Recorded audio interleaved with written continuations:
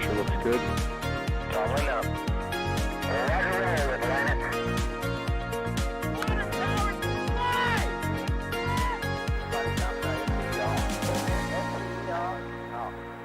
Yikes. You bet. Okay. We don't need any more of these. All right, folks. How's it going? It's Saturday here. Welcome to NASA Spaceflight Live. I've got audio looping back from somewhere, so we're going to shut that up. Just stand by. Is somebody looping the audio back via Zoom? Are y'all getting that double loop on the audio? Real quick? No, I'm not. Over on YouTube, Nope. Let me know a status check. Is that just me hearing this twice? It does sound like I'm getting a loop back on the audio. We'll identify where that's coming from real quick. Anyways, like I said, there it is right there. Go away, NASA Spaceflight Live in this other tab.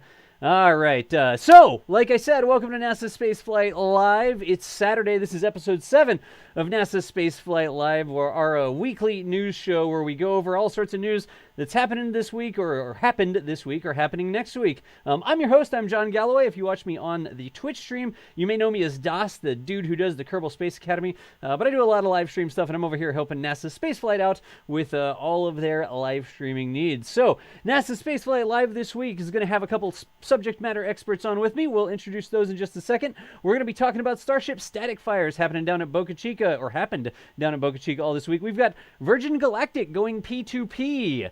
That's not like the GOES satellites, our favorite funny GOES satellites. That's actually point-to-point, talking about Virgin Galactic with point-to-point suborbital flights. And then NASA buying some new RS-25s. Those amongst other things this week, talking about what was going on, especially a lot of stuff going down in Boca Chica. Couple quick intro things real quick. Here at NASA Spaceflight Live, this is a live show. It's right there on the tin. And as we go through the broadcast, we encourage you to chat with us. We're over here on YouTube. As we go through, if you have a question, please tag us at NASA Spaceflight. That'll highlight it. I do ask that you keep the questions relevant to the topic that we're talking about. If we're talking about Starship, questions about RS-25s, probably just going to get put in the queue. But if we're talking about Starship and you say, hey, at NASA Spaceflight, here's a question, something Starship. If you do that, it gets put in a queue over here, and then we go through them in time. As each section, we try to answer some relevant questions over the section, and then we use the time at the end of the show in a segment that we call Max Q. You got to say it in a voice like that, right? So we take all the questions that we didn't get a chance to get to at the end of the show in Max Q. Max Q&A is actually the name of the segment. Also, as we go through, you'll see some things come through, such as the super chats and channel memberships over here on the YouTube side. Twitch, I know you're watching as well. But just like Rare, 569 Tramp, welcome to Padrat. We appreciate you there. As super chats come through, as channel memberships come through on YouTube, we queue those up, and then every now and then we'll sort of run through them. We won't bring them up in real time. We have little segments where we talk about those things. So if you do that, if you join the channel, you support what we're doing here, you do a super chat or something, and it doesn't get shouted out right away, please be patient. It does go into a queue, and every now and then, instead of interrupting the subject matter experts with what we're talking about, we'll roll those up. So just be patient with us, right?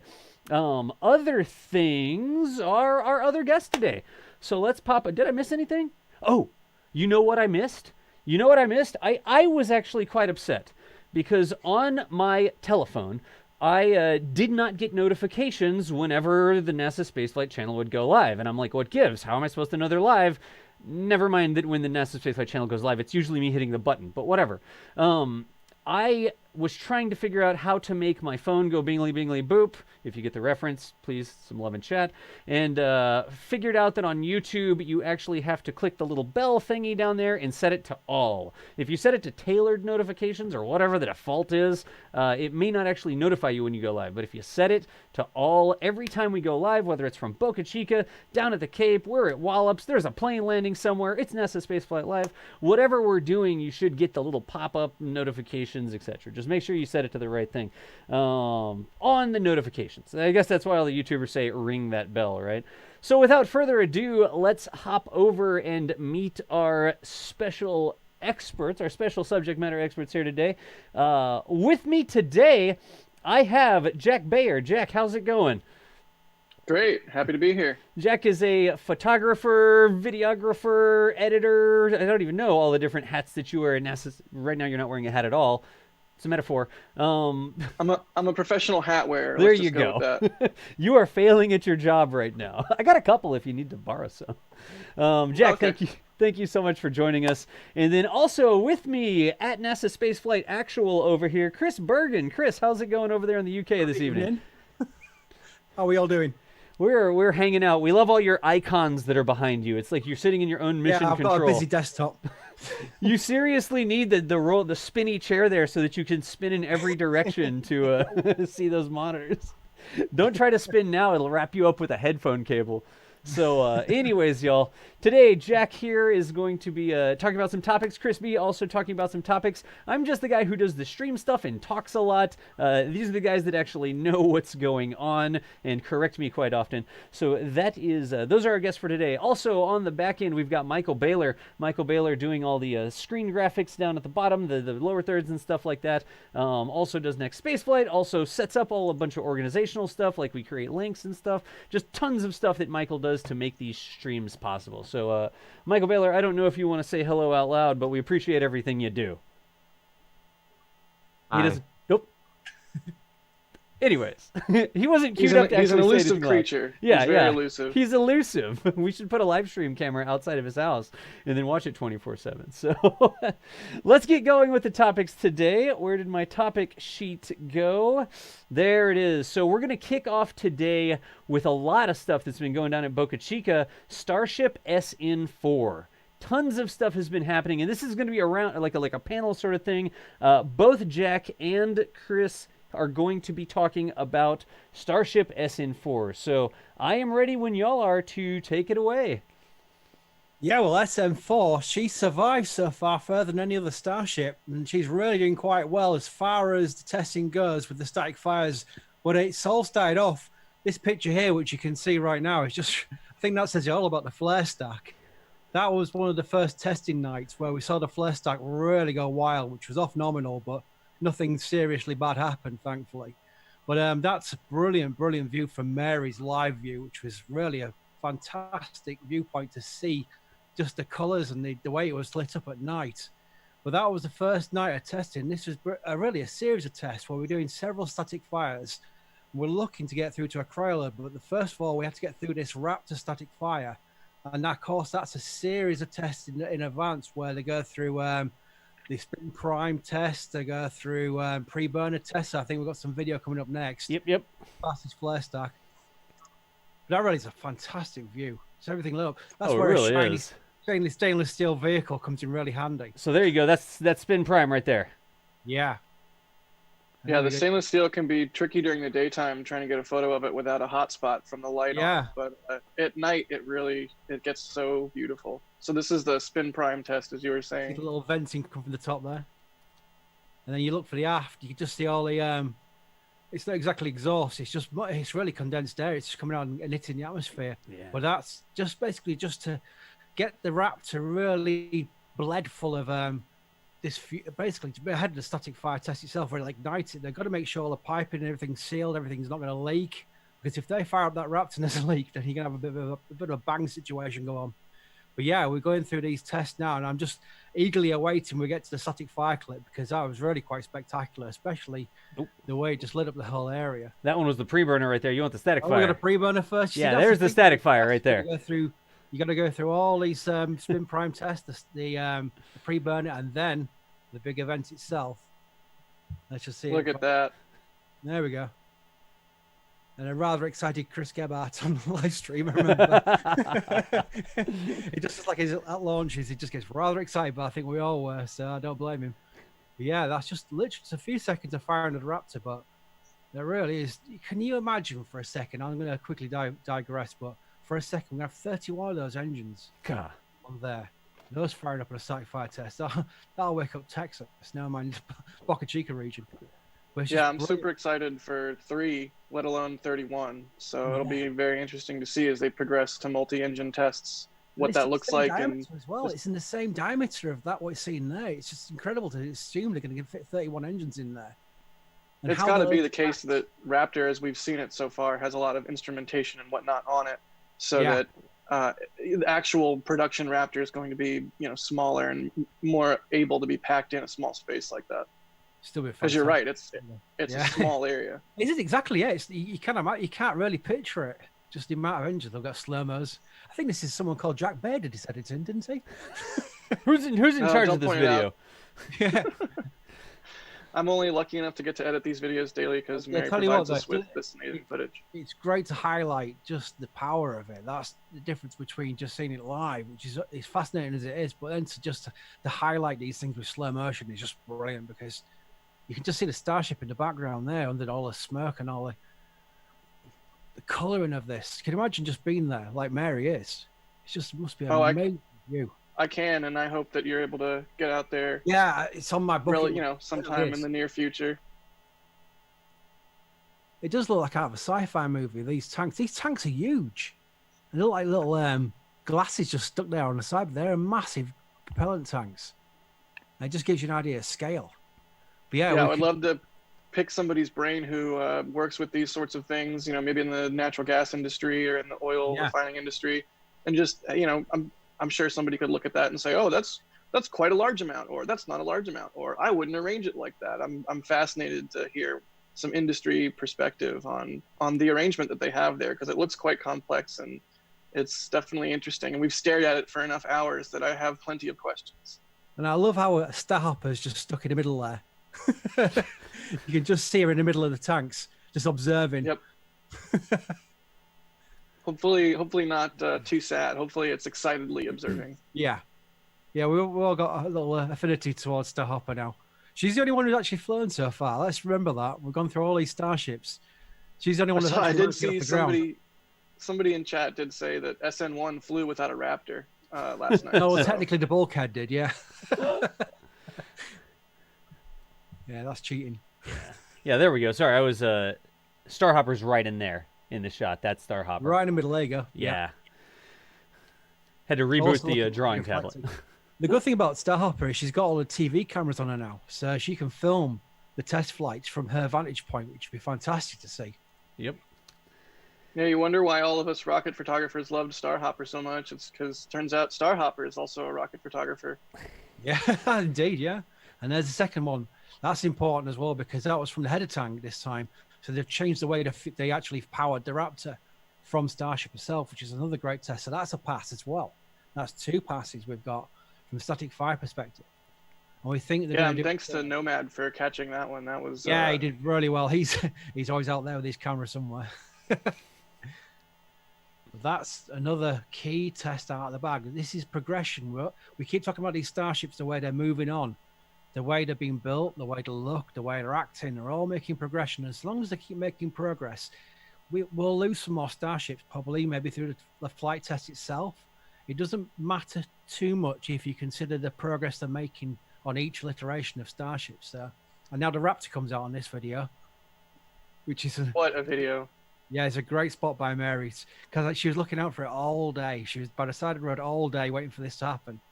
She wanted to get hours. Literally hours and hours and hours and hours. That's what it takes to get this stuff. It's not just walk out your front door and capture something.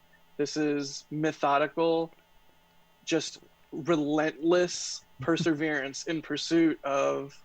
I mean, she sat out there waiting because she figured it was going to come off, and sure enough. This is a Raptor rocket engine, which is no mean shake, coming out on a forklift truck.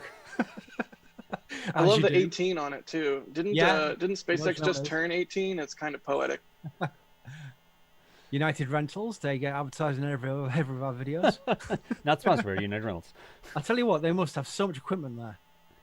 Yeah, seriously. If you look from that first clip to where we're looking now, Mary actually got it from the point it was leaving the launch site to actually be on the other side of the trip.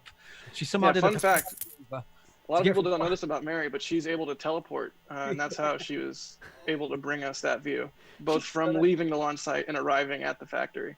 She literally said she overtook the Raptor on the road in a car, which is no mean feat.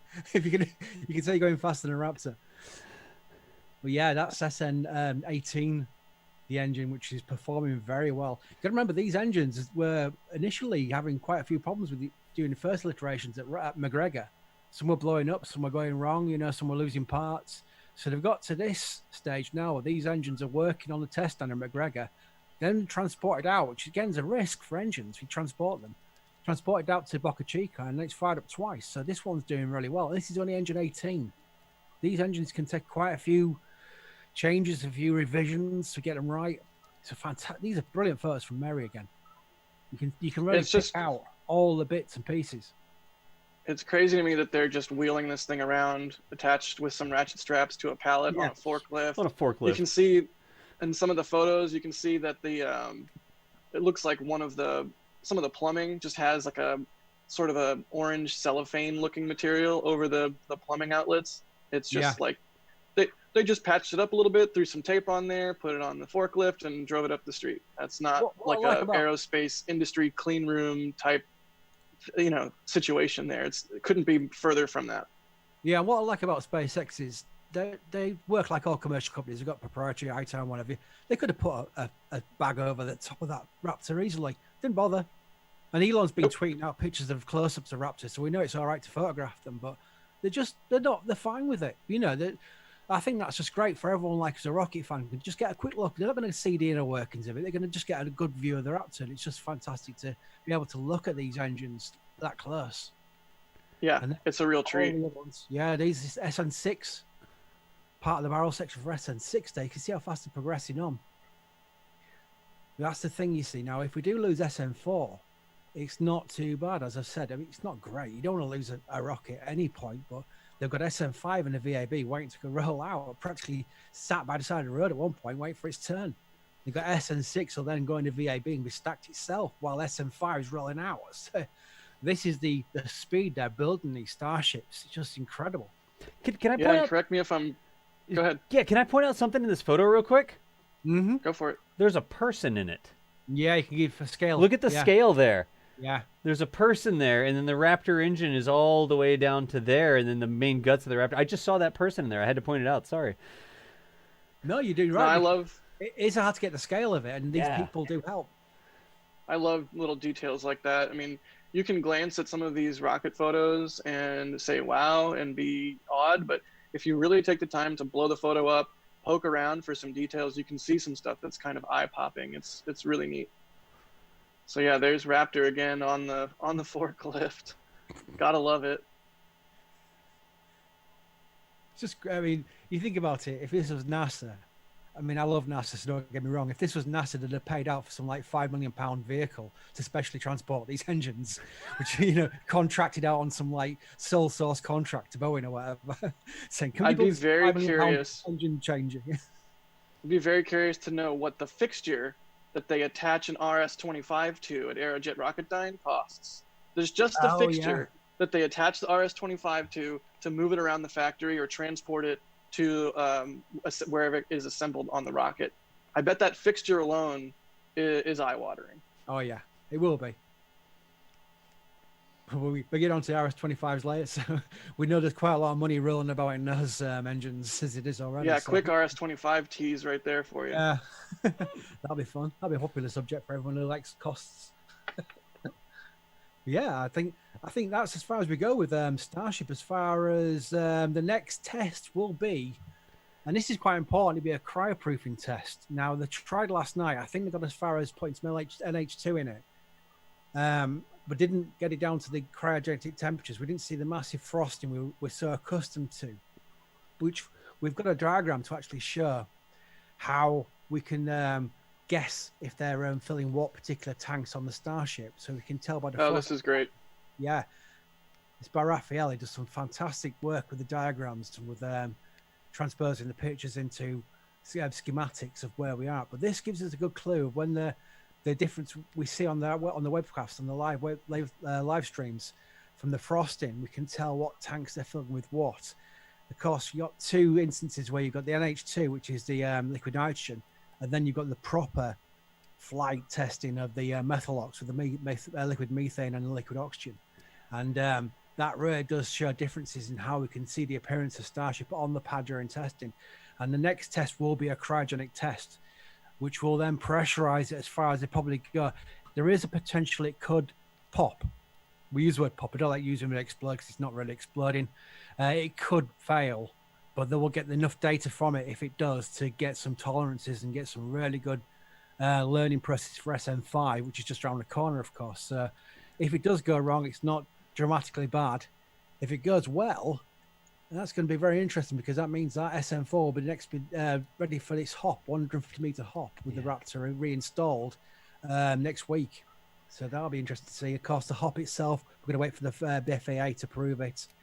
But once it gets past this test and does one more static fire, I believe, one more static fire test, if it passes, then SN4 will be the one to hop. Yeah. Hey, do you mind if I draw something on this real quick to annotate the graphic? This was something that I saw, and it's such a great graphic by Raphael.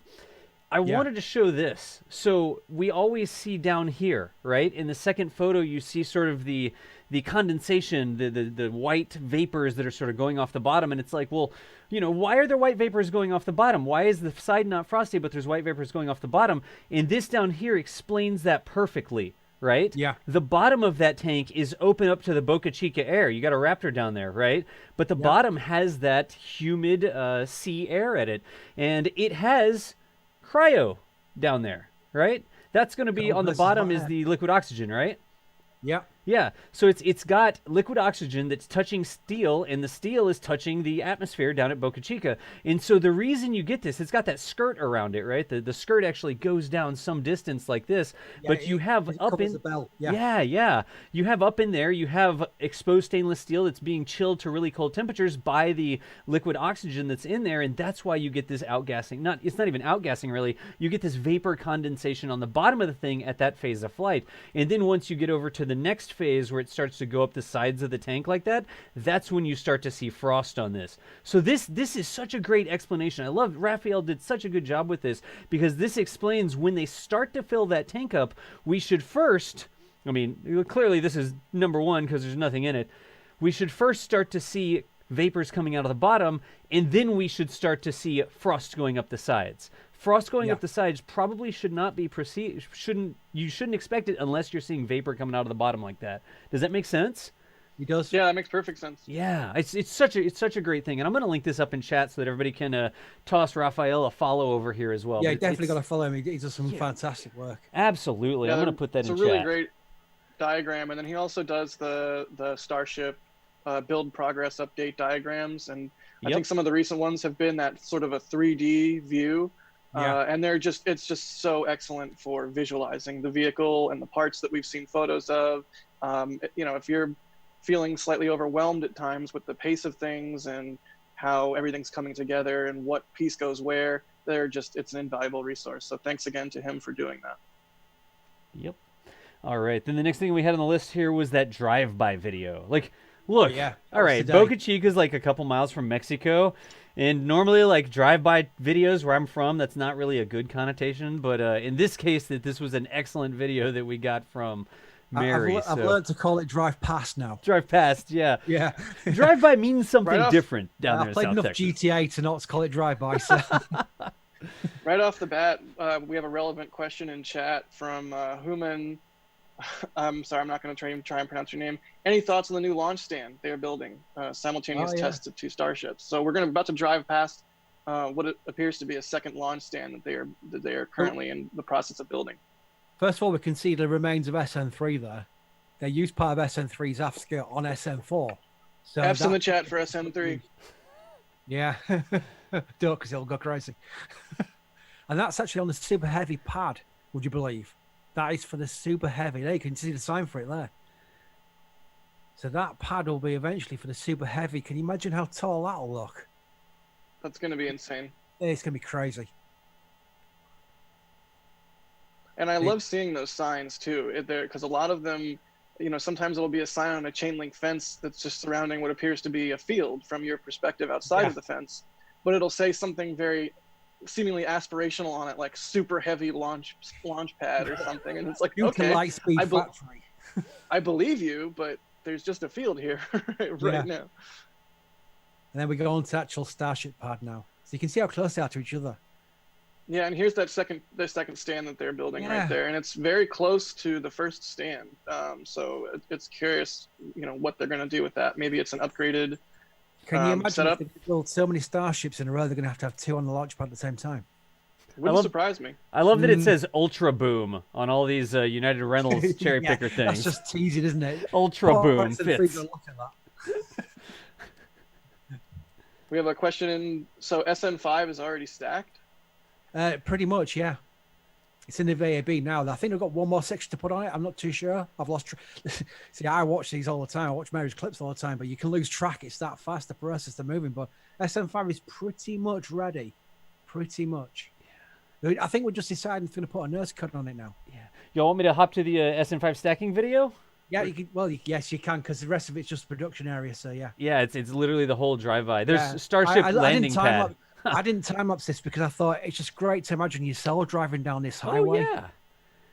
Absolutely. And I really, because people like me are about thousands of miles away, just imagine it. You can really get an idea of scale, an idea of, where things are. Yep, everything that's going on out there. Yeah, it's fantastic. It's pretty funny being there, too, because you can almost immediately tell the difference between someone like the beach traffic and someone who's there for rockets, because the beach traffic is moving rapidly, generally has, maybe some surfboards or some fishing gear on the vehicle, and does not care about the rockets. And the people who care about the rockets are moving very, very slowly, sort of leaning out the window, maybe with a cell phone in the air, hazardously. Don't blame them. Pretty obvious. The same. And this is SN. Now, I'll tell you what, this is SN6. You can see parts of SN6 there, would you believe? That's how far along they've got. Did I get the right? Yeah, I guess that is the right video, right? Yeah, okay. You're right, because the thing is with SN5 and SN6, they're in very parallel floors. The reason why SN5 has moved on is because she's in the VAB, which is that building on the left-hand side, the grey building you can just see on the left-hand side. Everything SN5 is inside there. So everything that isn't, we can class as SN6. That's how we know. Yeah. There you go. And you know what? If Elon's watching, which I very doubt, but he caught us on a live stream, didn't he? So I would be careful. The VAB, we're calling the VAB. I think that's actually the technical name for it is big windbreak. Is it the big windbreak? It technically is, yeah. It's I've also steel welding. I've also seen it called a high bay. I don't know what the appropriate term is. Well, the thing with VABs is they've got high bays inside, so everything works as far as that goes. But for our own identification purposes, we call it the VAB just to make sure everyone knows what we're talking about. Yeah. And VAB sounds way cooler than big windbreak. To be fair, big windbreak, yeah. And there's the high bay video. There's the inside of the high bay. Yep. God. And there's SN5. SN5. Look at.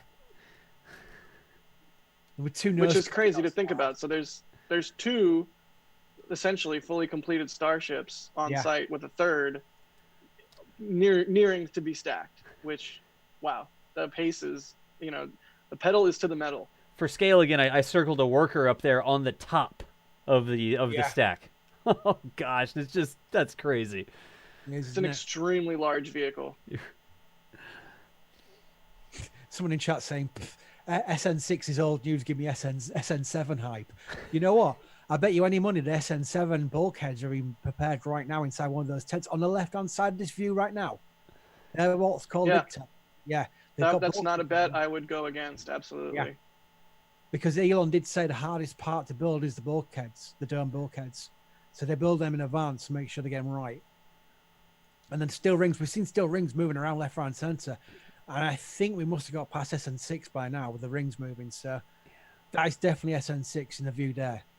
For purposes of people wanting to know which one's which, that is definitely SN6 we're looking at right there. And if you look at the welds, it's really. Go on, Jack.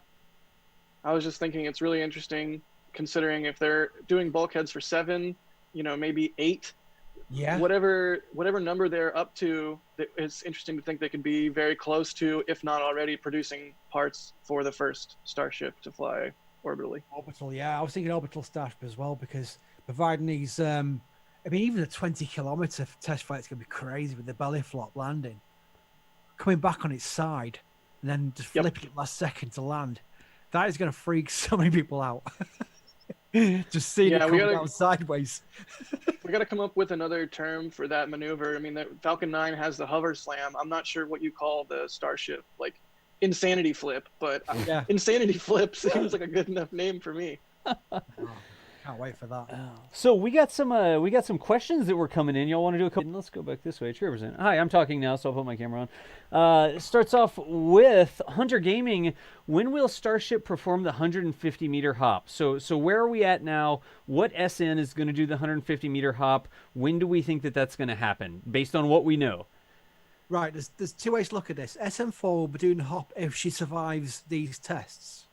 That's the important thing. We've got the cryo test, pressure test coming up next. We've got the next static fire, the final static fire, we think, for SN4.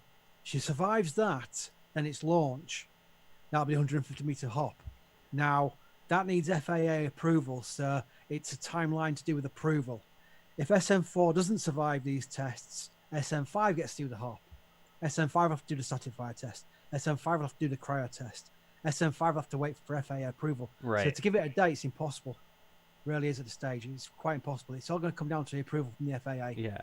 And it comes down to whether SN4 continues to survive the things that they're doing with it, right? Yeah. I think a really great indication is going to be look for the installation of thrusters. So once we get pictures from Mary where they're installing those sort of station-keeping thrusters up near the top or bottom of it, that may be a good indication that they're pushing for some sort of hop with the SN that they start to put thrusters on, right? Yeah, that'll be the ultimate tell. Is once you see RCS thrusters going on there, and we will at that time also, presumably based on the Starhopper campaign, also see RCS thruster testing, which are loud and cool. So we will see them and hear them and know that they are happening and know that a hop is imminent. Yep. So another question here, and we have a couple more minutes here to grab some questions. Why did they remove Raptor? They took the Raptors off. The Raptor was there. It was working. The plumbing was correct. Why take it off? I would say it's because they want to protect it, just in case this cryo test had been a destructive test. There's no point destroying SN4 with the Raptor still attached to it. You're going to lose your engine. They reinstalled the thrust simulator, correct? Oh, of course, That's what we see on the left of the screen there. Yeah, they reinstalled. I don't know that they can install the thrust simulator while having a Raptor on there. I don't know that they can or can't, but something tells me that they're sort of mutually exclusive. I think the close-up pictures I've seen of the thrust simulator, it does go in the position of the three-engine Raptor positions, so they need to take the Raptor out for that. That's what they're working on in this video, right? The thrust simulator. Yep. They're putting like a mount on the top of that, so that actually goes underneath Starship where Raptor would be, and it pushes upwards on Starship. Is that the purpose of that thing? Yeah, correct. Gotcha. So yeah, it doesn't look like they'd be able to have a Raptor in place while they put that sort of load device there to put that load in that position. Yeah, but I stand by my point. They don't want to lose a Raptor if they blow up the Starship. Yeah. That's that too. Also, it's dual thing. It is both benefits of it. All right. Let's see here. If we got a new. Does SN5 have to undergo all the same tests as SN4? So that's another good question. Are we going to see the same temperature test or the room temperature test, and then the pressure test, and then the this test, the cryo test, and then the fueling test, and are we going to expect to see the same thing? Are they going to skip some steps? What do y'all think? I'll say yes. Yeah, my gut is yes, and I'm sure at a certain point in their production flow, they'll find certain tests that are no longer necessary, or perhaps they can jam certain tests together or cover one test by skipping straight to the next one. They're obviously, we keep saying and reiterating what Elon has himself said, that they're designing the production line of the rockets as much as they're designing the rockets. And part of that production line is testing before the article is accepted and put into use. So that testing flow is definitely subject to change and evolution over time. But I bet as of now, SN5 will see a very similar, if not exact same sequence as we've seen for SN4. Gotcha. That'd be my gut. So a couple of lightning round stuff real quick here, and then we're going to go on to the next topic. 31. So Super Heavy's supposed to have 31 of these engines that are on the screen right now on the bottom of it. How are they going to hold down that much thrust? Are they going to bolt that thing to the pad? Is it just going to be so heavy they don't throttle them up? Like how does that work? Real quick. Do we know what the notional thrust to weight of a Starship would be with the 31? I don't know. Maybe the thrust to weight would be such that a fully fueled vehicle being held down on the pad wouldn't be, as much of a challenge as you would expect. But Chris, maybe you have a better answer than I. No, I was gonna have a humorous answer saying they should do what ATK or NG do, which is to with their solid rocket boosters and just basically nail it into the side of a mountain. Nail it into the side of a mountain in Utah. Yeah, is start moving starships to Utah. I know what's happened. Yeah, that's a great point because I don't know personally. Yeah. It's an awful lot of thrust, but a lot of that thrust has to go to lifting up the weight of the fuel, right? So if the thing is fully fueled when you do a test, you really just have to hold down the differential between the weight and the thrust, right? Whatever that extra thrust that would actually lift you off would be. Yeah. So you're not counteracting all the thrust. You're just counteracting the thrust that would lift you off the pad after it's carried all the weight of the fuel, I guess. But then again, we also know that potentially it's possible to do static fires without a full tank of fuel. So hopefully somebody's back there doing the math, trying to figure things out. We got one more real quick question. Will the final product have so many dents in it? So we see these stainless steel tanks, and the first ones look really rough. They look like they're sort of shaping up, but they still look like they're welded outside. Do we know, are they going to like polish them down in the final variant, or are they always going to sort of look like this? No, I don't know. I mean, the thing is, they have improved in each one. If you look back to the Mark 1, that looked like it was basically a beer can that had been kicked around for a bit. Yeah. You know, and Mark 1 itself looked way better than even Starhopper. I mean, Starhopper to Mark 1 was a huge evolution, and then now each serial number that we're going through looks much better than the previous one. And if you look on the pad from Mary's photographs of SN4 after these pressure tests and after these static fires, it actually looks a little bit better. So it looks like he's being almost like his crease taken out. If it had any creases in the first place, evens it out some. If you pressurize it, it like pops out the bumps or whatever. That's literally, and we don't know. We don't know if they're going to start using larger pieces of steel for the rings, or we don't know if they're going to be polishing. And then also keep in mind, there's the thermal protection system tiles that we've seen tested on SN4 and on Starhopper. So we don't know what the vehicle will look. You know, this could be a case of, did dinosaurs actually look like that, or did they have feathers? They had feathers. We don't know what Starship necessarily will end up looking like fully clad. We could be basically looking at a Beyer Starship right now. Did someone say feathers? Tiling, without TPS. Yeah, without any feathers. Exactly. Feathers? Wait, feathers? What color are the feathers? Are they blue? Don't tempt Darstock. Well, he's going to break up his... He's like, no, you can't say no bird references. Hey, while we were talking there about Starship, what's going on with SN4, SN5, SN6 down at Boca Chica, we also had some super chats and channel memberships come through. Let's grab these real quick. Donachum McGeever.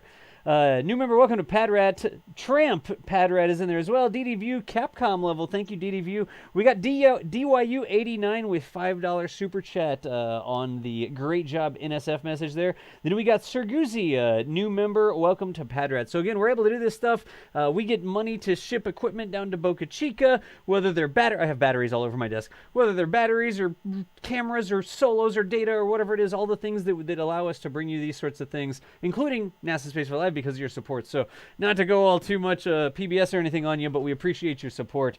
Moving right along to the next topic here. Are we ready to go to the next topic, y'all? Yep. All right.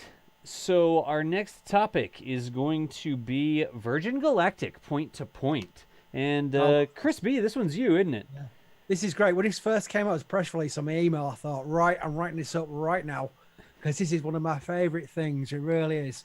Not necessarily Virgin Galactic, everyone likes them, yes, but the point-to-point part of it is really fascinating to me.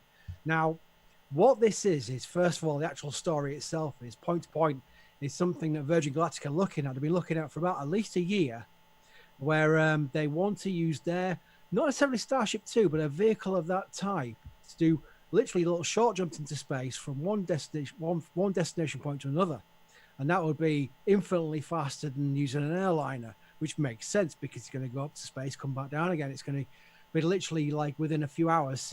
What Branson claims is anywhere in the world. I don't know if that's probably pushing it too much, but it'd be certainly ultimately multiple times faster than airlines. Now, he's got a SpaceX agreement with NASA. Now, SpaceX agreements don't necessarily mean a lot of money from NASA. Usually they're unfunded, but they allow Virgin Galactic to tap into NASA's resources, their knowledge base, their information, everything like that, to build this model of point-to-point where they'll basically evaluate if they can use their Starship, whatever version of vehicle they're going to use, to conduct these launches from, I think, the first one will be from Spaceport America, potentially the first one to be in England. They're going to build a base of a horizontal launch site in England, and they could basically use that point to point there and test it out and see how it works. But this is just interesting because we've seen all these we've seen these news releases from Boeing and people like that, these airline companies saying we're spending millions and millions and millions on this plane, which will get you to Australia an hour faster than this normal 24-hour flight. These would decimate it. This would actually completely change it. It'd be like a tenth the time to travel. So you can imagine the way it's a paradigm shift of basically transportation by using spaceships to move from point to point rather than airlines. It really is. It's always fascinating me. It's the first start with Venture Star, would you believe? There was a graphic on a render from Venture Star where it showed these Venture Stars launching from an airport, and people were reading the newspapers ready to catch these Venture Stars to go across the world in the space of an hour. And that lasted until Venture Star's demise.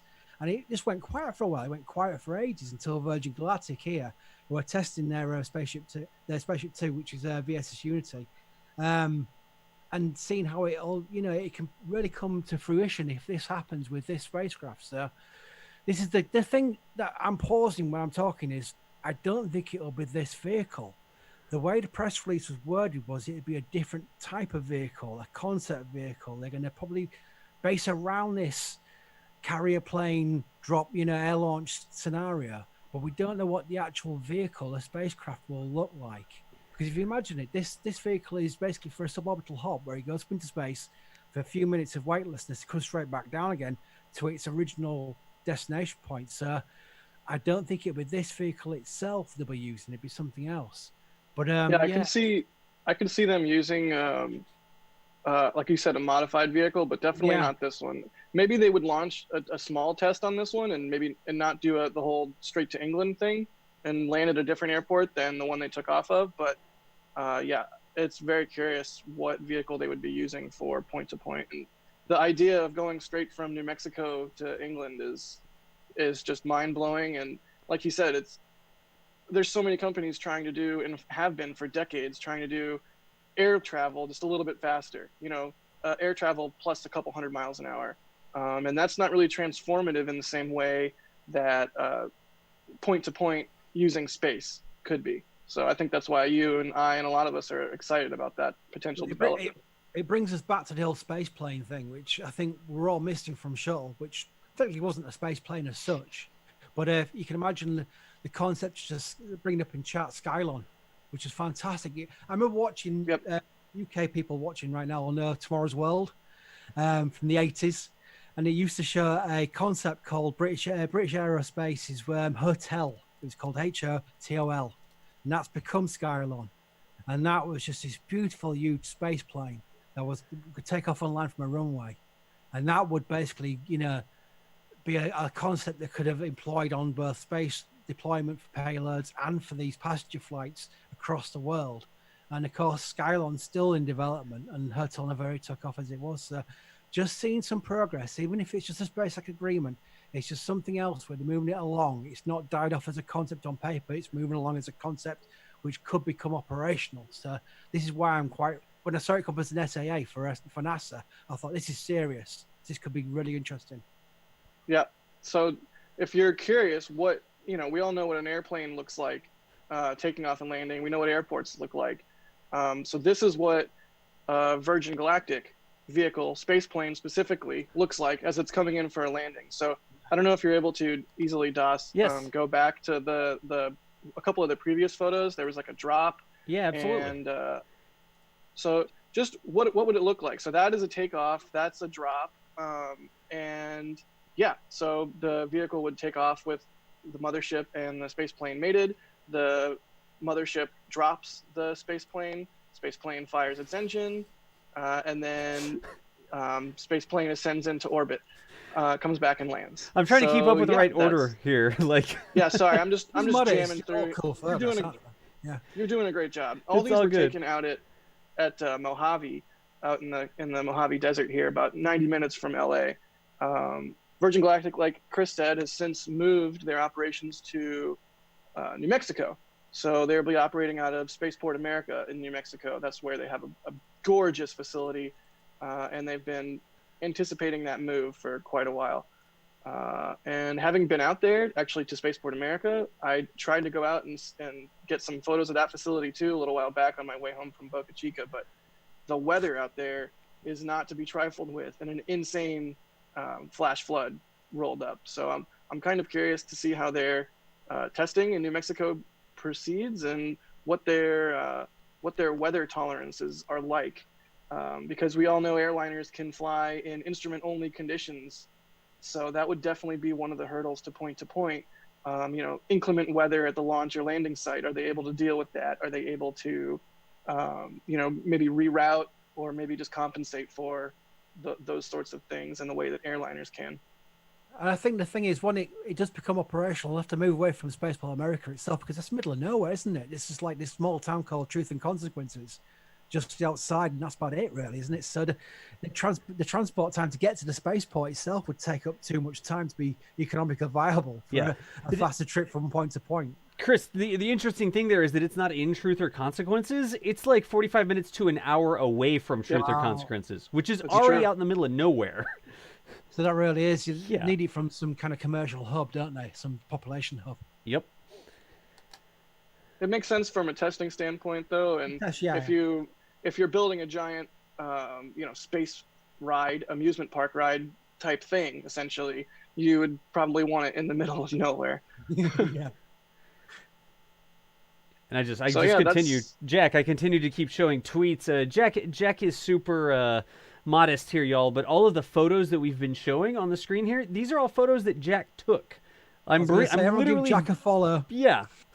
I'm literally bringing up tweets, and I'm putting the links to some of these tweets in the chat. So if you want to find pictures like this on Twitter, you need to toss Jack a follow there. Jack, dude, you don't have to do that yourself. I got your back. I'll do it. These are some amazing pictures, I gotta say. Thanks, man. Mojave, the airport, is in particular, it's kind of like my backyard. I already shoot planes a lot. I like aerospace. I like anything rockets, anything aircraft. And this is an aircraft with a rocket. So it's kind of best, you know, it's in my wheelhouse. And if anything cool is happening in any sort of radius around me, especially out at Mojave, you know, I'm going to be out there, and, you know, I'm going to be photographing it. So thanks for the kind words. I really appreciate it. And I'm seeing a couple follows come in now on Twitter. Thanks, everybody. I really appreciate that. Nice. Yeah, well, thanks for the awesome photos, Jack. Couple questions here. You'll want me to grab some questions, guys? By the way, we've got a little thing to mention about SpaceX's point. It's something I really want to talk about, because that really gets me going. So this thing, right? This old video. Here we go. This when I first saw this during what was called BFR at the time, the BFR presentation, I thought, what's he doing? Is he inventing some kind of like fast passenger ship? Because this is all we saw. It gave you no introduction at all. They gave you no introduction at the time. It just showed the video. And we're all thinking, what's he doing here? Has he got some SpaceX kind of like cruise liner? Because this is what we saw. We thought, what's going on here? And of course, this is taking it out to a barge, thinking like a huge ADSS. Like, of course, I Still Love You. And there's the Starship. And this is basically, I think this would be fantastic if you can pull it off. Where you can just board these Starships. Yeah. That would be magnificent, and it would be really transformative. I mean, even just from a cargo standpoint, if it's Space FedEx, imagine, you know, the sheer volume of cargo you could rapidly transport from point A to point B. And I'm sure so much more environmentally friendly than a gigantic, gross, you know, container ship. Yeah, I was literally going to say Amazon Prime, but I thought maybe not. That's a different company. Different company. I don't think Jeff would do rocket. But this is the great thing about this. Just being able to go anywhere in the world within an hour. That is unheard of. I mean, it literally is unheard of. Yeah, at that point, the limitation becomes getting to and from the facility that you transport, you know, and then, you know, hopefully those problems can also be solved by additional technologies such as, I don't know, Hyperloop, hopefully, maybe, if it ever becomes a thing. I mean, if you could... people have been in a house where they've got their Tesla solar panels, and they summon their Tesla car to their front door. They hand the keys to the house over to some people who bought the house. They get the Tesla car, on auto drive to the port. They get on a SpaceX ship into this spaceship, point to point. The Starship takes them to the Mars launch base on Earth, and then they launch off to live on Mars. All on SpaceX, all on Elon's charges. Imagine that.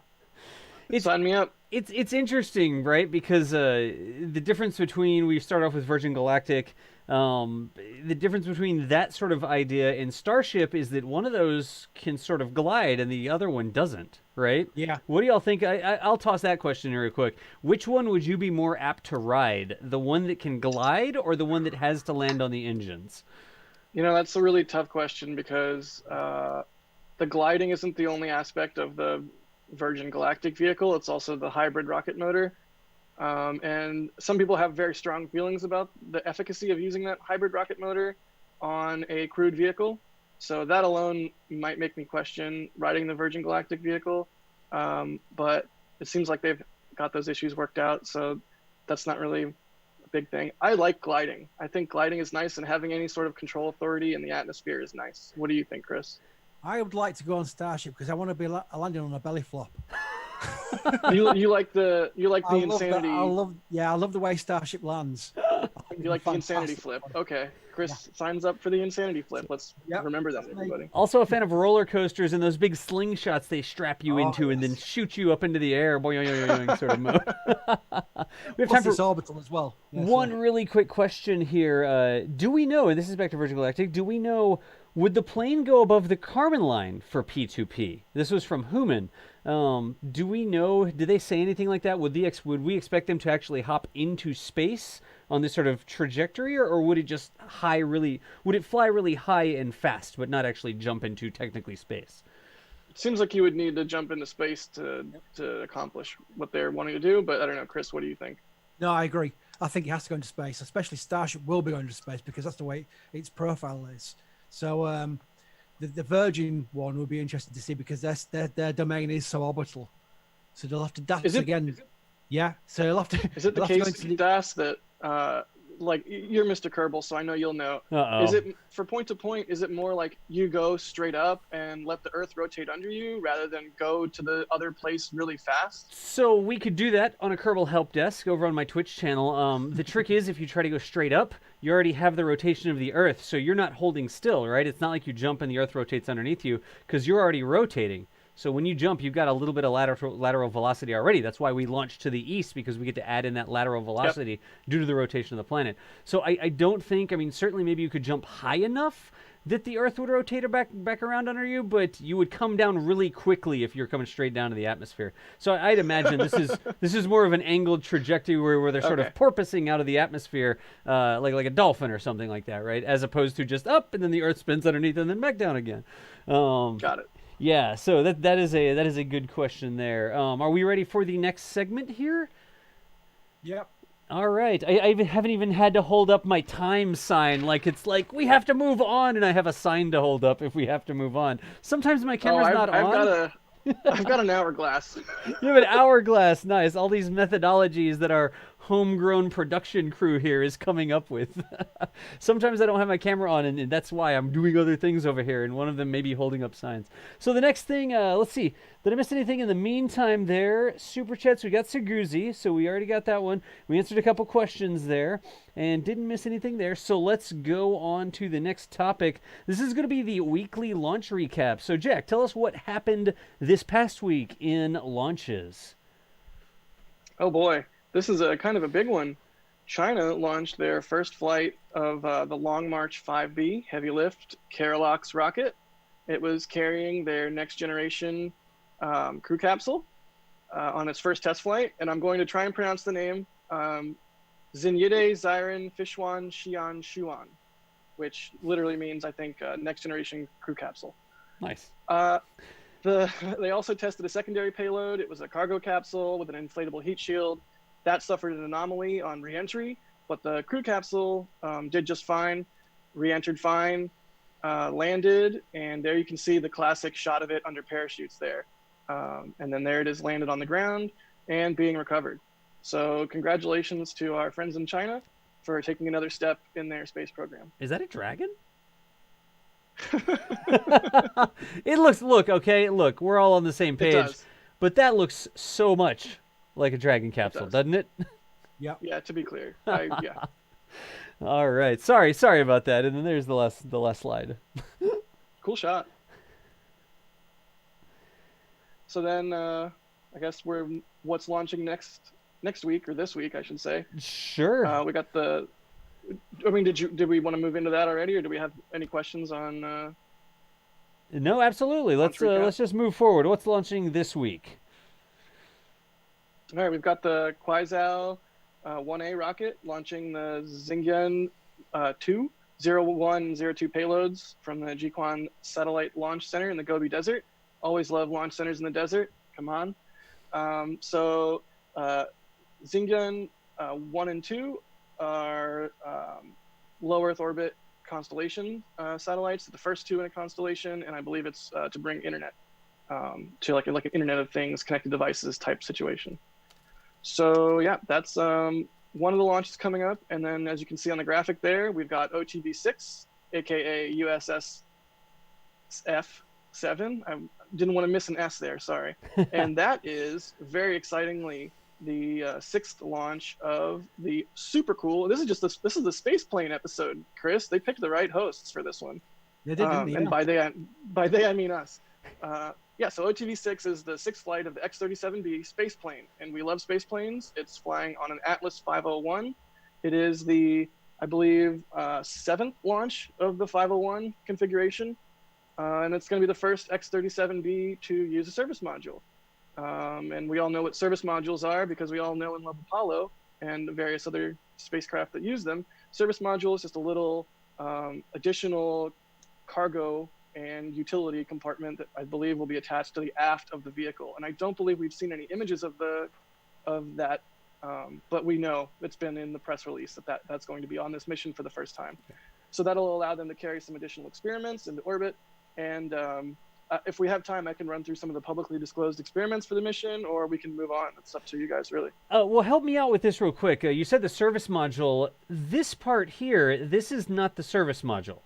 Question mark. No. That is not the service module. That's been there on all the flights. If you look at any photo of an X-37B, that's on there. That's where the vertical stabilizers on the rear are. Gotcha. So there's something down here below it, and I just clicked off of it, but there's something down below it that may be a new service module that we haven't seen yet, right? Presumably, yeah, and that's really interesting to me because I believe that's also where the vehicle's engine is. Yep. So maybe the service module itself will have its own thrust component, which is very, very interesting. Gotcha. All right. Or maybe it just attaches in some other way that, we don't know. Cool. So let me check how we are on time right quick. It looks like we're trumping along right on schedule. Again, y'all, if you have any questions for us, tag us in chat at NASASpaceflight. That will get put into a queue. We're looking for questions that are relevant to what we're talking about at the time. So if you have a question about X-37, tag it when we're talking about that. You have a question about Starship, tag it when we're talking about that. Any questions that we're not able to get to, we will get to at the end. So we have our max Q&A segment that happens at the end of the show, and we will put those into a queue and answer them at the end of the show. Also, super chats and stuff. If we don't see your super chat or your membership in real time, just know that it's going into a queue as well. And every now and then we'll thank somebody. And then at the end of the show, there's a special thing we do. Everybody that is certain levels and above. Was that launch director and above, I believe? I could look real quick. Hang on. Yeah, launch director. Okay. Everybody who's launch director and above, we have a special slide at the end of the show just to say thank you for everybody making this possible. But let's go to the next segment here. Really quick, though. Oh, go. Really quick before we leave X-37B. Yeah. I'm so floored that I got to do an X-37B related segment. And I just want to throw out there, it's such a cool vehicle. It's the very best. And it's like sort of what I love the most about space and about this industry and doing what we do, because it's mysterious and we don't know what it's doing. And maybe in 10 or 20 years, we'll find out what exactly it was doing. And maybe it'll be something benign, or maybe it'll be something really cool. But either way, it's a triumph of engineering, and it's really, really, really neat to see. And congratulations to Boeing for pulling off a super, super awesome, by all accounts, successful and record-breaking vehicle. I mean, that thing stays on orbit for such a long time, like years on orbit, and then comes back, lands lickety-split. I mean, I don't even want to think about what they had to come up with for those tires alone. God. So, we're thankful, I think, all of us, for whatever the X-37B is up there doing to, advance the state of the art. Yeah, it really is amazing that it's an uncrewed vehicle that's something like, it was like hundreds of days in space, 800 days, or I don't even know what the record was. Some ridiculous amount of time in space, nobody up there to fix it. The only way to monitor is there's sensors and stuff that you put on there, and this thing comes back down and it homes itself back and lands itself on the runway, and then people go out and work with it after it's been in space for hundreds and hundreds of days. So, Jack, dude, I didn't mean to go forward too fast there, but you're absolutely right. It's a cool little mini shuttle sort of thing. It looks very Kerbal, if you ask me. Yeah, and some people, given news in the last year or so, might feel compelled to pile on Boeing. But, all these companies, they're full of great people, and they're all working super, super hard to get things done. So I don't feel the need to pile on any one individual company. All these companies are trying to do cool stuff, and wow, the X-37B is cool. Gotcha. Cool. Dude, Jack, anytime I, like, jump the gun or something like that, feel free to be like, dude, simmer down, because I talk fast. I know I talk fast. Speaking of talking fast, things that go fast, RS-25s. You like my little transition there? I pulled that one out of my hat. NASA buying more RS-25s. Chris B., tell us what's going on with the RS-25s. Yeah, great engine. These are... I'm quite torn on this story because the RS-25 is a superb engine. It's only ever gone wrong once on a shuttle mission when that was a safe brought to orbit and that was a sensor fault. So these engines have worked throughout the 30-year career of the Space Shuttle program. And the retired RS-25Ds, which came from the shuttle orbiters, they're all going to fly with SLS on the first flight, but of course, they're going to run out after 4 flights. So NASA's ordered from Aerojet Rocketdyne a bunch of new RS-25 engines from the company, and they'll be called RS-25Es because they're expendable, because of course, this reusable engine will not be reused. It'll be used for one launch only.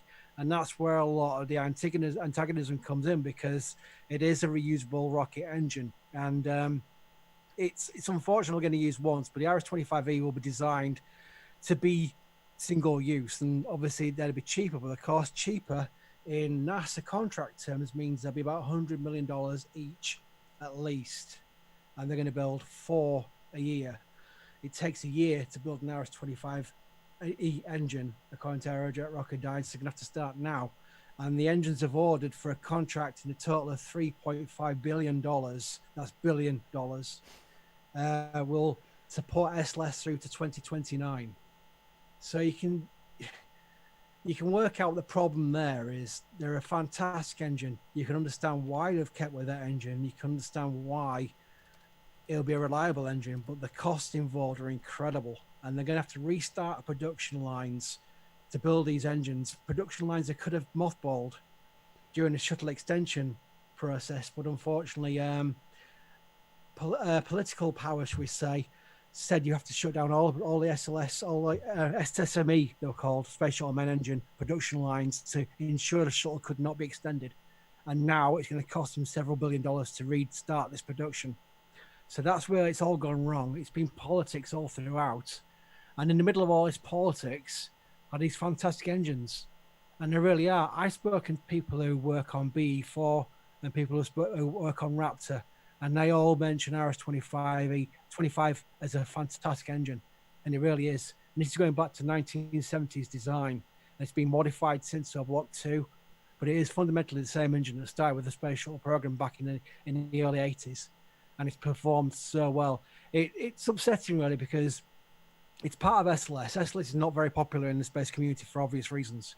I think SLS would be a great rocket, but the problem is its launch cadence, its costs, and its fact it's not reusable.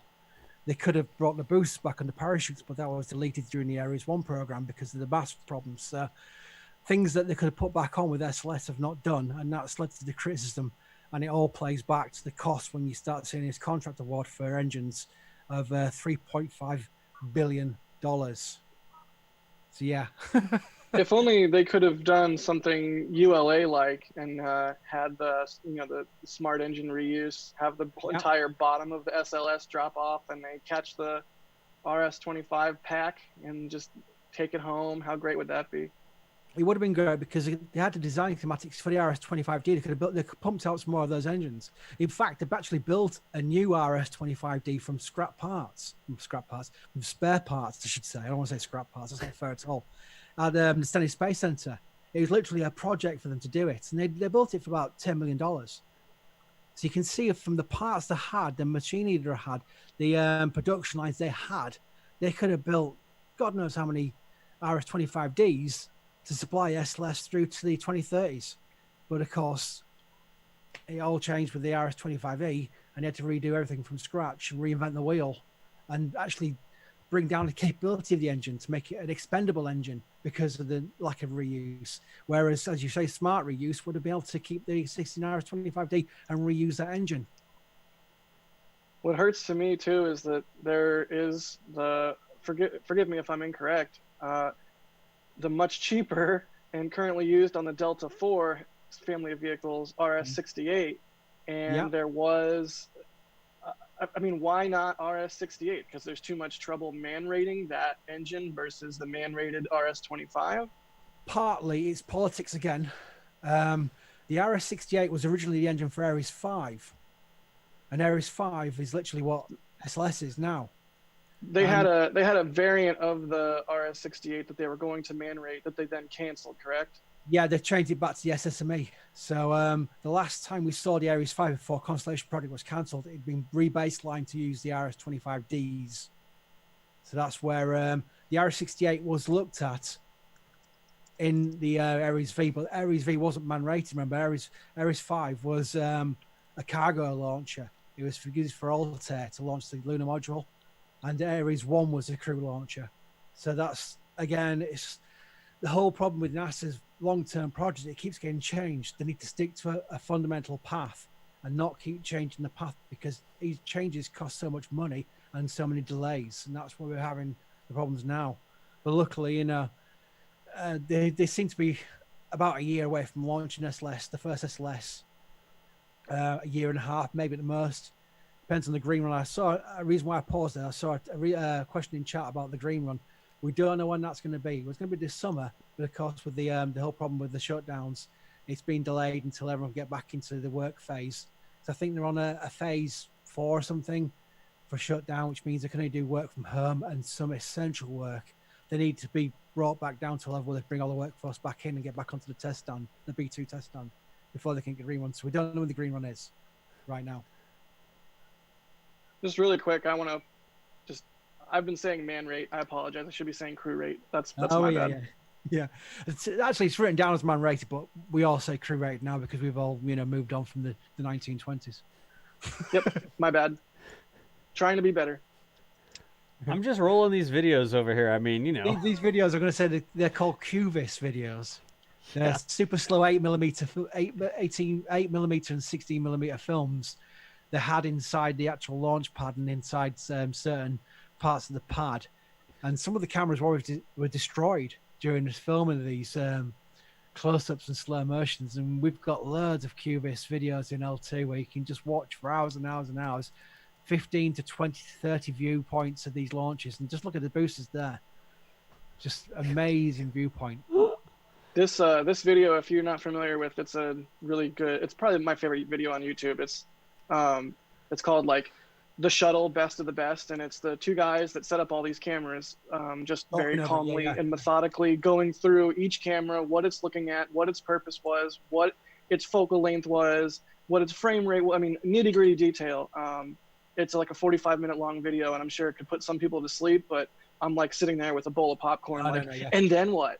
And then what? It's just, it's nonstop beauty.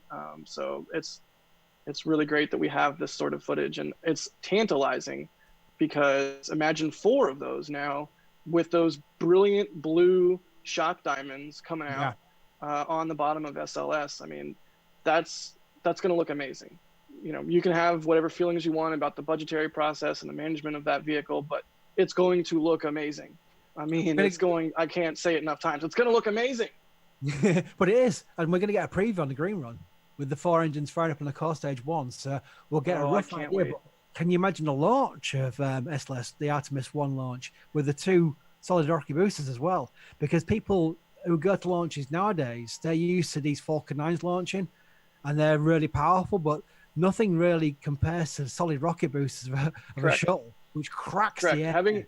Having been to a launch, I think, of every modern vehicle, I'm trying to see if I've missed. No, I haven't been to a launch of Antares, but either way, I've seen a lot of vehicles launch. I've seen Delta Heavy, I've seen Falcon Heavy, and I've seen the shuttle. And I was a kid when I saw the shuttle up close from the causeway, but still, nothing can compare to those two gigantic solids and those RS-25 engines. There's no rocket that I've seen that is even close to comparable. There's enough videos on YouTube where they set off carol arms from 3-4 miles away, parked in the Kennedy Space Center. So I mean, that just says it all with the shockwave that comes from the solid rocket boosters. There's a question on chat I'm going to quickly take, because it says, will all 4 RS-25s have gimbals? Yeah, they've got what's called a thrust vector control system inside the engines, and the boosters have them as well. So the boosters and the RS-25s can steer, and it's in fact for the boosters, it's very essential for the roll program. That's what happens there. The boosters TVC actually slightly move the nozzles, and that's what's called a roll program. And also for the RS-25s, they have to steer the actual vehicle through space. That's how they steer. So they all have TVC. Can you imagine how that TVC test, I assume they're going to do during the green run, will look? Just seeing all 4 of those engines gimbal like that on the stand, that is going to look so cool. I hope they throw so many cameras at that. I wish we never got that question before I started, because I'd got a picture of the TVC, which is it's this massive piston arm. It's huge. It's literally like a massive pipe with a sprocket on the end, and it literally pulls the nozzle backwards and forwards. It's literally just that. That's how it moves the engine. Insanity. So yeah, it's fantastic. It's hard not to be a fan. You know, whatever else you think about how expensive it is or who makes it or whatever, exactly. It's hard not to be a fan of cool stuff like this. In fact, if I bring this up for you real quick, you got some replies from some big engine fans on YouTube, right, Chris? So we put this article on the site, and when we do that, I sort of tweet out for the article, which is standard. And a certain Mr. Musk, he's following me for some reason now. So he tends to chime in sometimes, which is fantastic. But it's his reply to this one was, it's so tragic these engines just crash into the ocean after every flight, which is true. And of course, my perspective, I've stuck with it, because this is what I really do feel, is that I would rather see the RS-25Ds go out in one final launch after their history with shuttle, rather than being on a museum shelf. With so many of them as well, they'll be on very minor museum exhibits, just collecting dust. I'd rather them go out in a ball, in a blaze of glory. There'll be some engines left over, so museums won't miss out. Some people will be able to go and see an RS-25D close up and see it as it was. But I do believe that. I do believe I'd rather use them one final time. If that's the fate of SLS, to just use it once, I'd rather them be used.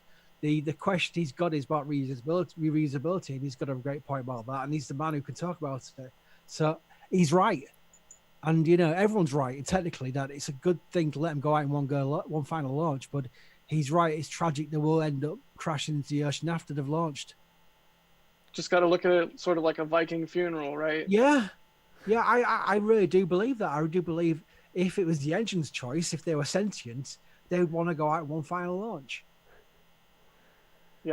Yeah, and they were built to do a job, and they will go out doing that job instead of, as you said, sitting on a shelf somewhere, getting grimy fingerprints on the glass from kids with chocolatey hands. And all right, I'll stop being cynical now. grimy fingerprints and me pointing at it and going, "It's RS-25D. Can I get my hands on it?" So yeah, that's the RS-25 doesn't want to see me. He'd rather go out on a launch. This is like sitting on a shelf, just a casual shelf of rocket engines. No big deal. Just in the garage. Like, this is an RS-25. The funny thing is, no one's missing them. We've got 3 orbiters in exhibits right now, and the orbiters have not got real engines. Right. They've got nozzles on a pipe called the RSME, which is a fancy name for basically saying it's a spare nozzle on end of a pipe that no one can tell there's no engine on it. So they're, without going all presidential, they're fake engines. Yeah, I mean, you're just looking at a nozzle, basically. Yeah, and no one complains about that. So, I don't think we're missing out too much by letting these engines have one last final flight. So, yeah, that's how I stand by it. And I think actually Tim Dodd replied as well. He's so fast in the draw. He replied faster than me, but he said the same thing. You know, roughly that he wants to see him go out as well with one final flight, but then agrees that it is a shame that SLS is not reusable because Elon has changed the program. He's made a program shift. Everything now looks to be focused towards reusing your rocket, which makes perfect sense. Yep. So, you know, I get it where he comes from. I'm just putting this video on honestly, while y'all chat. Like, yeah. I love this because before I ever saw this, I didn't know that the main engine started up in sequence, which would make perfect sense. You don't want to start them all at once, but it's the back left, back right, or no, I guess it's back left, back right, and then top center. So yeah, I'm not sure what numbers those are technically, but it's so cool to see them come online like that. And watch the gimbal. There's the gimbal we're talking about there with the actual steering and nozzles. The nozzles going to what's called a start position. So they fire up, far apart, then the nozzles come together ahead of launch. It's called a start position, and that's when they launch it. So yeah, that's the TV season action, not the gimbal in question there. The gimbling just before the actual launch. Those blue cones look like the most tasty forbidden snack I've ever seen in my life. So why are the blue cones so far behind the engine? I saw a question over here. Somebody was asking, does no combustion happen in the engine? I believe that's an artifact of the hydrogen. The hydrogen is burning clear, yes. And then is that what it is? Yeah. Yeah, it's hydrogen rich, isn't it? Yeah. That was just I saw that question come through a little while ago. It's hydrogen firing up now. It's hydrogen, and they're throwing a lot in liquid oxygen. That's where you see the actual exhaust change. Right there. Red. Yeah. Wait for it. There we go. It's so cool how they just flick on like that. It's like a light switch. Bing. Yeah. Huh. No kidding.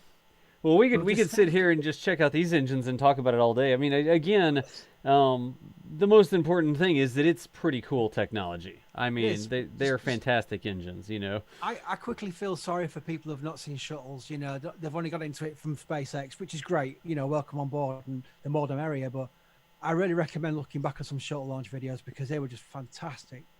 Yeah. Just be able to see a space plane on the side of a massive fuel tank with two solid rocket boosters. It's surreal how it actually all worked.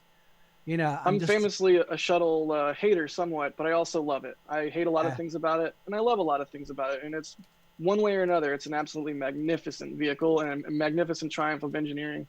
She's a cruel mistress. Should we move into Max Q&A?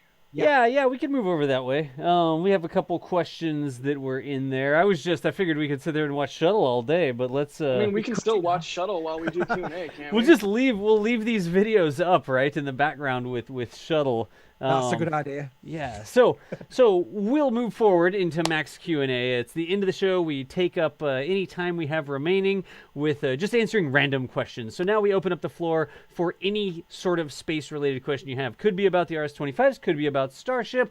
Could be about something we didn't even talk about today. That's what we do with Max Q&A. And we have about, like 12 minutes left in the show right now. So if you have questions, now's the time. Either place, to ask us questions. And I'm going to scroll back and start grabbing some of the first ones. While you're looking for a question, yeah, I just want to say briefly about the RS-25s.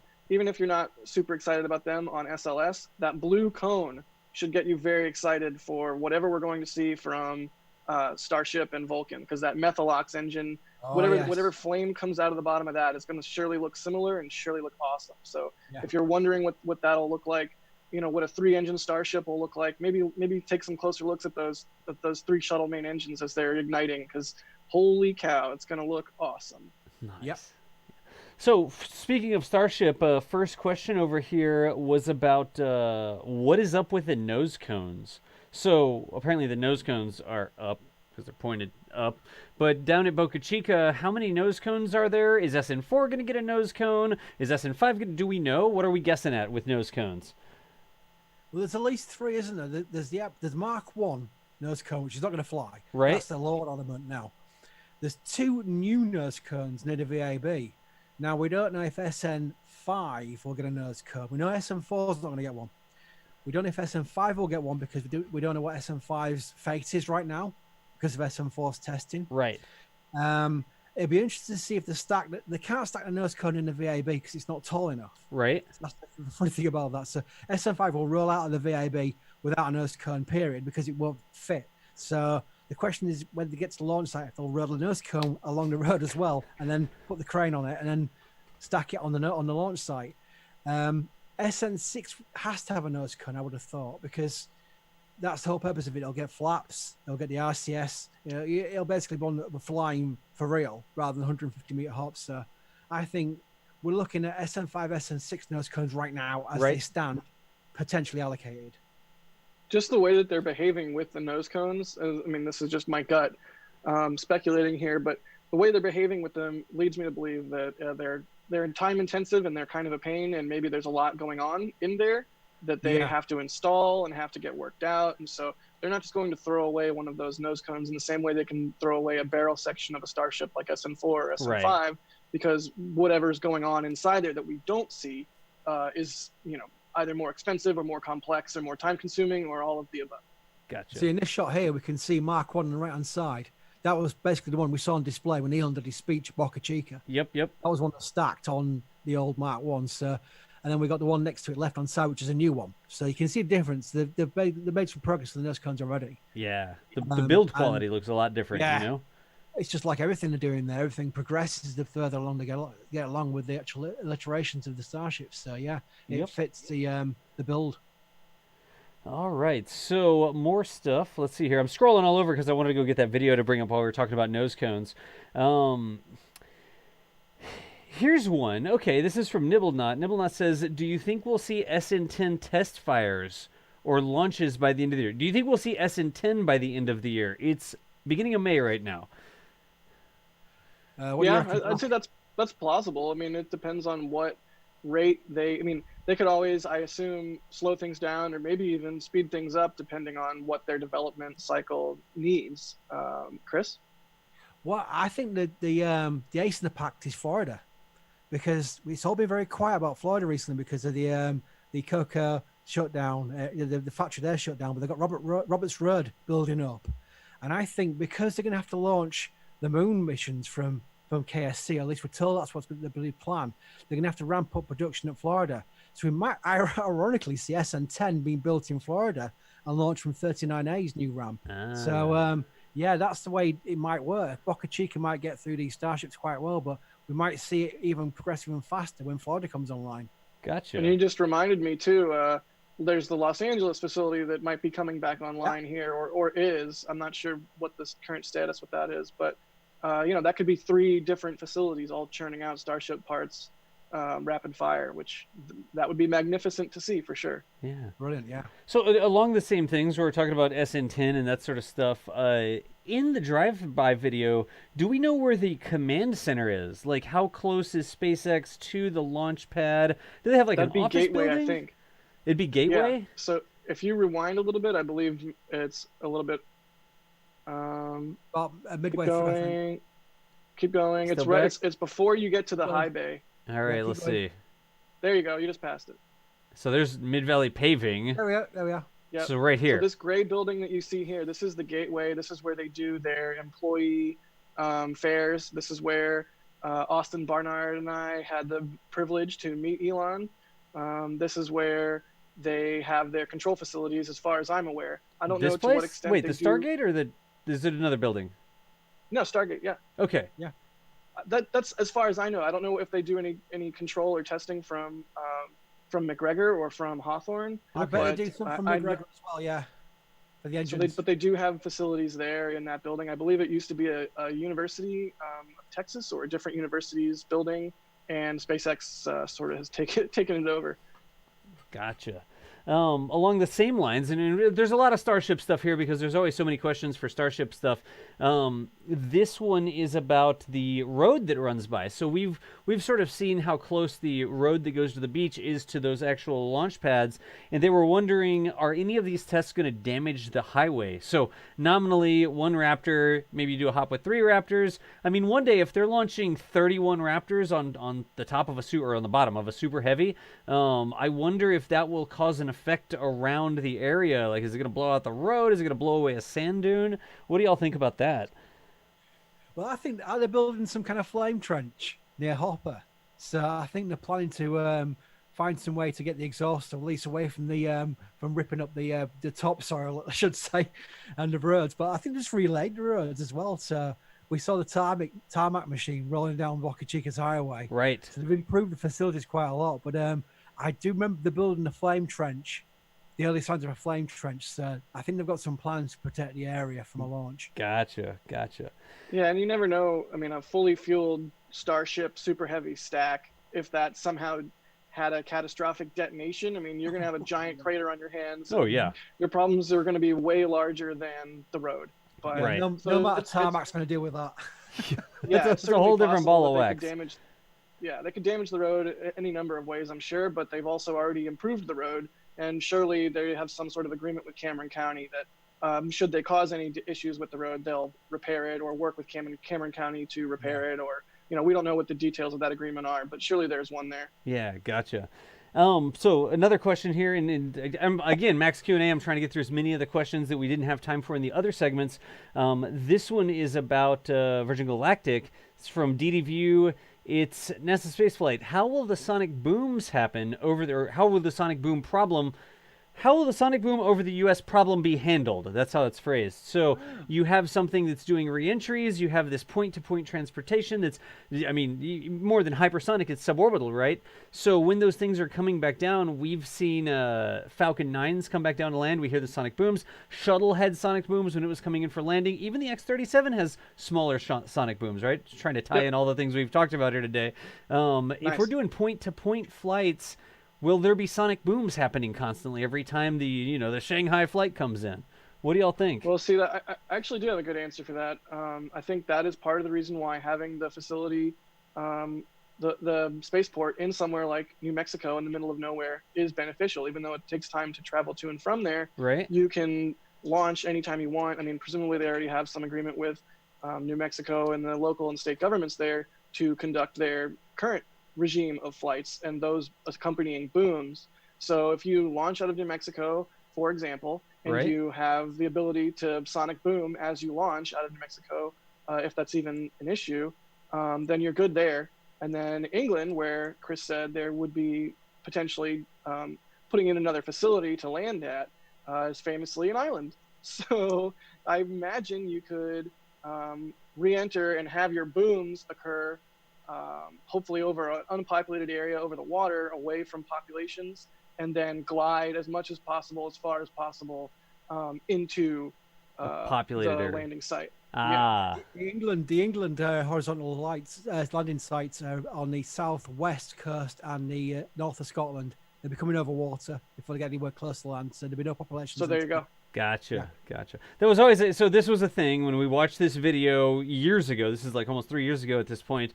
I was like, not pictured in this video are all the windows in downtown Shanghai breaking because Starship sonic booms them as it comes back in for this landing. Oh, it's in the harbor. It's safe. Yeah, okay.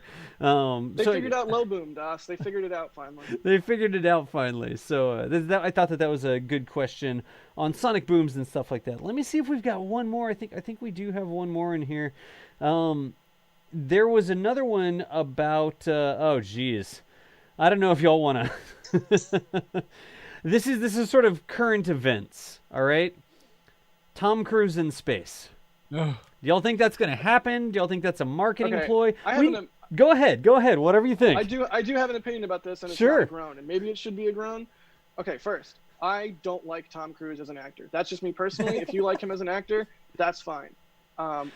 Second, the reason I don't like him as an actor is because, for me, as a filmmaker and as a viewer, when I see an actor who becomes so famous that they are that cult of personality and they are that known actor, I can't suspend disbelief and see them as the character in the movie. And there are very popular actors who I still can suspend disbelief for. Tom Cruise is not one of them. Okay. All of that said, do you think he's going to space? I am somehow super excited about the prospect of Tom Cruise doing a movie in space. Why? Because one, what if it's some kind of crazy tie-in with Top Gun 2? Two, what if, I mean, picture it. If a company or if a studio or if an actor or anybody is going to make a movie in space, that's going to require a huge budgetary outlay. What is an actor that can consistently pull an insane amount of money from studios to make movies? Tom Cruise. Ergo, if there's an actor who's going to do a movie in space that's an action movie that's set and shot in space, and is going to do it right, who is most likely to do it right? Tom Cruise. So I'm excited. That's my thesis. Gotcha. Chris B, what about you? This is probably going to be our last question because it's 6:30, but Tom Cruise in space, just marketing dollars that somebody did, or is it actually going to happen? You know what? I'm not too bothered because I think it's a good thing. I think NASA can't lose because they're not paying. He's Tom Cruise paying for it. Obviously, it's his money. It'd be something to do with his films. It'd be something to do with his career. But at the same time, NASA has said, for us allowing you to do this, you've got to do some like public events for us. Do some like William Shatner kind of voiceovers. Do some like real nice, NASA movie publicity movies. So everyone wins. So I'm not too bothered. He's famous. He'll get more people interested in space. But yeah, I don't particularly like him as an actor. Yeah, fair enough. I've long time said on my own show that if somebody wanted a golden space station with their name on it, I'd be okay with it, because that would take a lot of resources to get a golden space station into orbit. We would advance our technology a lot. We would have to launch a lot of rockets to get a golden space station in space. I'm actually not going to say whose name would be on the side of it, but there are certain things where maybe there's some ancillary benefits that we would all gain because of this thing. Maybe more people getting interested in space, maybe more budget for space development. I mean, SpaceX, if they're flying this mission to take actors and maybe a camera operator, right, into space. I'm not raising my hand there because I'm not a camera operator. Presumably, they would also be bringing a camera operator, maybe a director. I mean, it's fascinating, the logistics to contemplate around this. I mean, I work on set all the time, and it's not a small affair. I mean, right. To any of these major motion pictures, the regulations and rules and union stipulations that they have to adhere to, I mean, to what extent would they be making this movie to those rules? And, can you imagine like a craft services cart and like a 20 person deep floating line waiting to get their lunch? It's like, what are we thinking about here? What is the scope of this? And what could it be, given the idea that maybe in the next 5 years or so, we have like a cruise ship style situation where the people could go into space on a starship and actually have that many people and actually shoot something and have a big room and a set. And wow. Yep. I just hope that he knows how to do battery swaps. Oh yeah, they know how to do battery swaps. Hey, Mary's gotten those battery swaps down to a T at this pit point. Stops. Yeah, brilliant pit stops. We are shipping all sorts of equipment everywhere. Again, because of y'all's support, we're able to do this at the scale that we do it because of your support, the super chats, memberships. I mean, people that are watching my Twitch stream right now, because I simulcast this on my Twitch stream. I learned all this because y'all supported me for 5 years, right? The NASASpaceflight stream stuff and how to make all this stuff work because of y'all's support. So I know I don't want y'all to be left out either. That's sort of where a lot of this knowledge has come from. But just stand by for a second. Dropped a frame there. It's going to catch up. There may be a quick hiccup there, but that is the end of NASA Spaceflight episode 07 this week. We got through a lot of stuff. I think the next thing that we were going to talk about, I saw this question, is there going to be any testing at Boca Chica tonight? So who can answer that question for me? Is there something going on at Boca Chica? Is there going to be another live stream here on the channel? We don't know yet, but Mary will keep an eye on things, and no doubt there will be. Gotcha. Yeah, that's our policy normally, right? SpaceX issues these road closures and stuff and says, oh, well, between this time and this time it's going to be closed. But that doesn't mean that we're going to be live that entire time a lot of the times. Mary is out there on the ground. She's actually watching what happenings. We know what to look for, and we're constantly learning what to look for, right? And when we see something that's a good indication that there's going to be something to show this evening or tomorrow evening or whatever, that's when we go live. So Mary's amazing. Yeah, absolutely. We'll talk about these tentative live streams. Remember, we have eyes on the ground there. Mary lives there, and she knows what's happening, and she knows if there's something that's going to be there for us to see or not. So it's always sort of rough to say, well, maybe there's going to be a stream, but if there's something interesting going on, there will be a stream. Let's put it that way. Yeah, we've all sort of built our schedules around being able to be on standby and be ready to go live and bring that stuff to you. Should something cool start happening, I really got to stop saying something cool because people are going to keep making cold puns. I can't wait till we're done with Cryo. It's okay. It's a really cool stream. It's a chill stream to watch, honestly.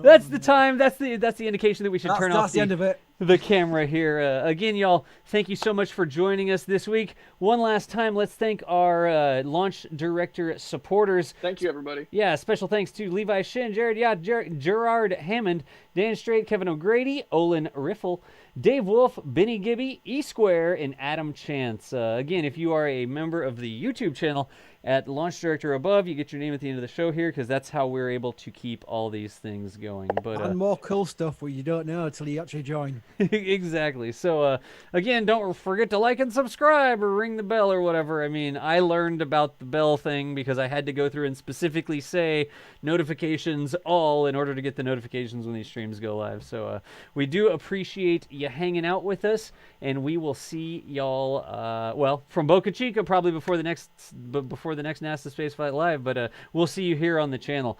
Thanks again for hanging out with us.